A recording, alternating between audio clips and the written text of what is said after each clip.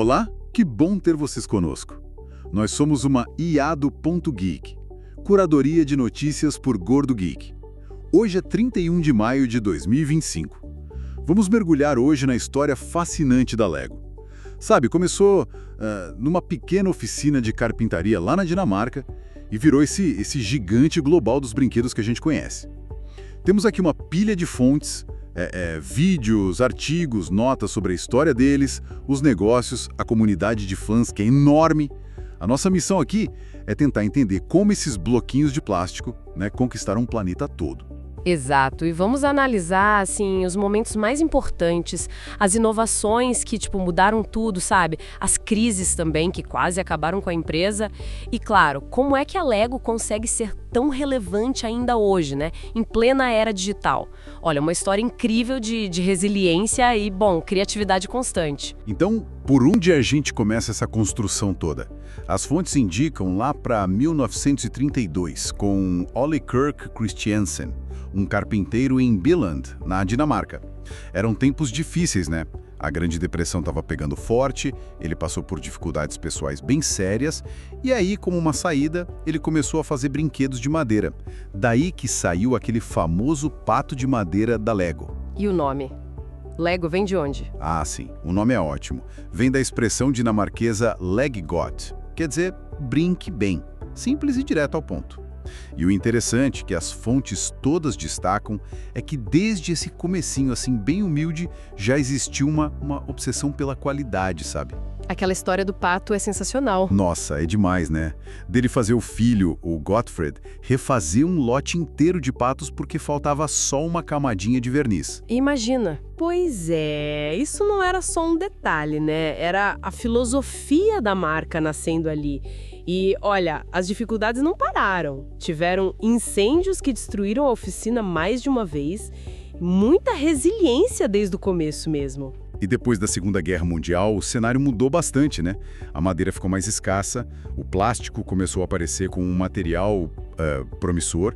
O Ole Kirk teve essa visão, de apostar no plástico, comprou uma máquina de moldagem por injeção, o que, nossa, parece ter sido uma aposta bem ousada para a época. Foi uma aposta e tanto. E aí, em 1949, surgem os tais Automatic Binding Bricks, os primeiros bloquinhos de plástico deles.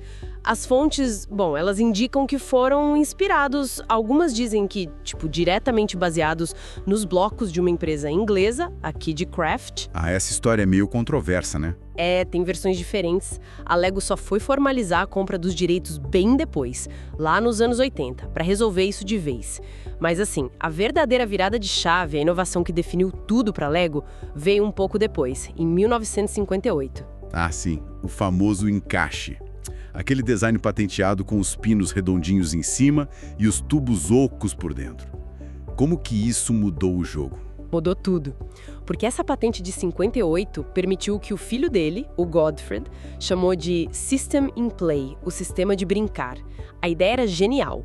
Qualquer peça Lego, não importa de quando fosse, de que ano, de que caixa, se encaixaria perfeitamente com qualquer outra peça Lego. Compatibilidade total. Que sacada. Incrível, né?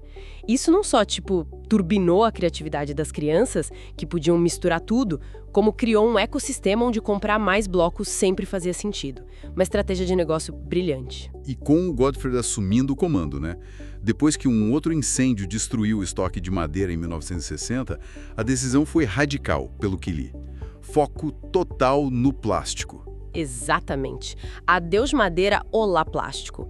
E aí a Lego decolou mesmo, começou a expansão global, abriram o primeiro parque Legoland em 1968. Que legal! O Legoland já é antigo, assim? Pois é, e em 1978 chegou um ícone absoluto, certo? Que todo mundo reconhece. As minifiguras. Elas mesmas, aqueles bonequinhos amarelos, sorridentes. Hoje nem todos são amarelos, né? Mas eles se tornaram a cara da marca e eles adicionaram um elemento fundamental de narrativa, de contar histórias, de personalização para as brincadeiras. Foi um passo enorme. E logo depois vieram as linhas temáticas, que marcaram gerações.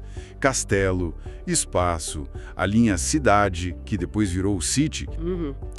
E outra estratégia que começou a ganhar muita força nessa época e que foi crucial mais tarde foi o licenciamento. Começou devagar, mas explodiu com Star Wars em 1999. Ah, Star Wars. Isso foi gigantesco para eles, né? Foi fundamental. Trouxe um público totalmente novo, né? Adolescentes, adultos que eram fãs da saga. E essa estratégia de licenciamento seria vital para a sobrevivência da empresa logo depois, porque nem tudo foram flores. É verdade, porque a virada do milênio, fim dos anos 90, começo dos 2000, não foi nada fácil para a Lego. As fontes relatam uma crise bem séria. O que aconteceu ali? Exato, eles quase quebraram. Foi um período, assim, de perda total de foco. Começaram a diversificar demais, sabe? Entraram em mercados muito estranhos para a marca. Tipo? Roupas, relógios, parques temáticos que não eram o Legoland original e até umas linhas de brinquedos e videogames que foram fiascos homéricos, como aquele Galidor, lembra? Nossa, Galidor. Lembro vagamente. Foi um fracasso total, né? Total. Eles, esqueceram do produto principal deles, o coração da marca, o bloco de montar. Ao mesmo tempo, a concorrência aumentou muito e os videogames estavam ganhando um espaço enorme no tempo das crianças. E o resultado foi feio. Feio. O primeiro prejuízo em décadas veio em 1998 e a situação só piorou no início dos anos 2000. A empresa estava sangrando dinheiro. Caramba! E como eles conseguiram sair dessa? Porque hoje eles são gigantes de novo. Exigiu uma mudança drástica, imagino. Uma mudança radical mesmo, liderada por uma pessoa-chave, Jørgen Veg Knudstorp. Ele foi o primeiro CEO de fora da família Christiansen, assumiu em 2004. E ele implementou uma reestruturação profunda, assim, sem dó. Primeiro, voltou o foco obsessivo ao bloco, ao core business. Chega de aventuras mirabolantes. Cortar na carne, né? Exato.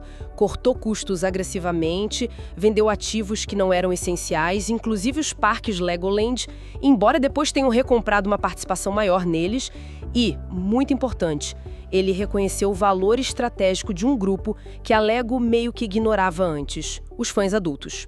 Os AFOLs, Adult Fans of Lego. Ah, sim. Os AFOLs. Hoje eles são um mercado gigantesco para Lego. Gigantesco. Abraçar essa comunidade, ouvir o que eles queriam, criar produtos para eles foi uma sacada genial. Abriu um mercado enorme e super engajado.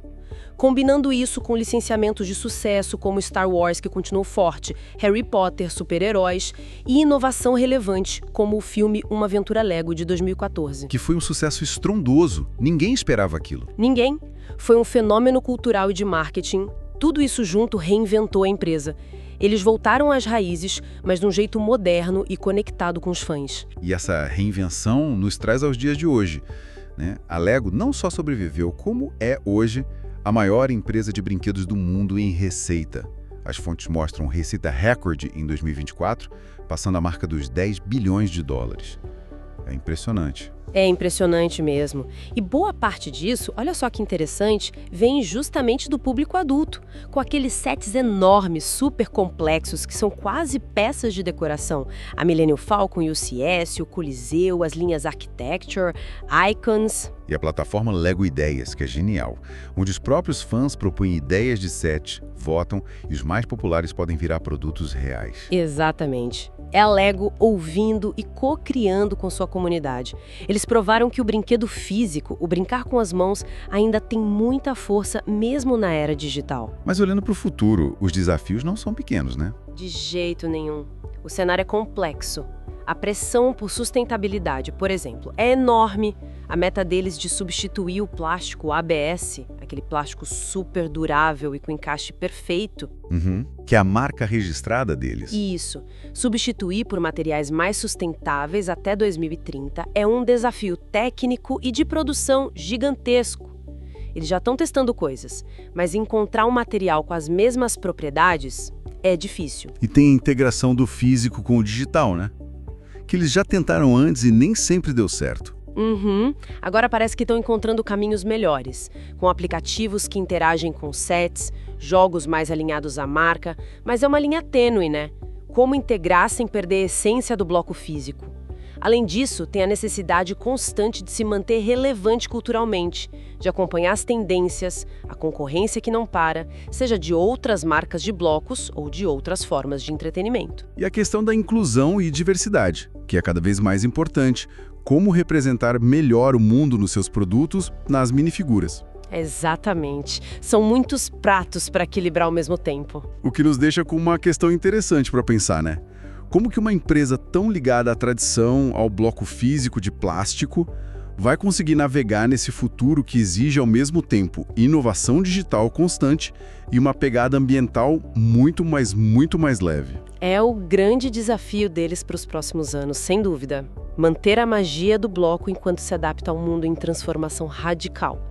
Mas, se a gente olhar para essa trajetória toda, né, de uma oficina modesta na Dinamarca, passando por incêndios, crises quase fatais, até se tornar esse ícone cultural e líder de mercado, a gente vê que a capacidade de se adaptar, de inovar, de alguma forma brincar bem com os desafios, está no DNA da Lego. É uma lição em tanto, eu acho. Com certeza. Uma história realmente fascinante de acompanhar. Bom, esperamos que o pessoal tenha achado esta análise interessante. Se gostou, não esquece, deixe seus comentários, curta o vídeo ou áudio e compartilhe esta análise com mais gente. Ajuda muito o nosso trabalho aqui. Até a próxima!